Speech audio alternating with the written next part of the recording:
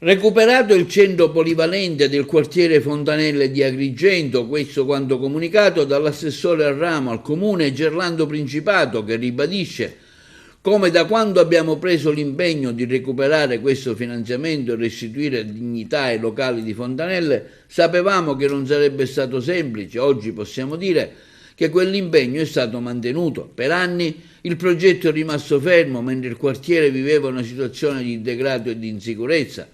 Noi abbiamo scelto di intervenire e di salvare un finanziamento che rischiava di andare perduto, trasformando un problema in un'opportunità concreta per la comunità.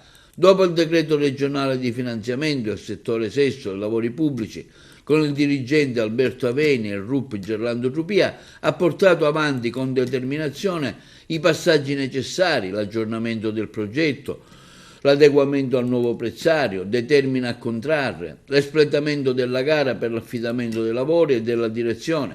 Adesso siamo all'ultimo passaggio formale. Concluse le verifiche di legge, l'aggiudicazione diventerà definitiva e i lavori potranno così partire.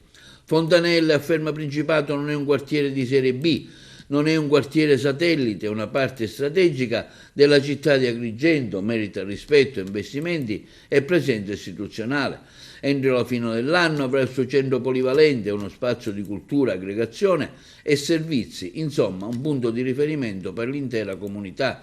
Sono orgoglioso del lavoro fatto, conclude Principato. Seguire quotidianamente gli uffici, affrontare difficoltà burocratiche, superare ostacoli tecnici.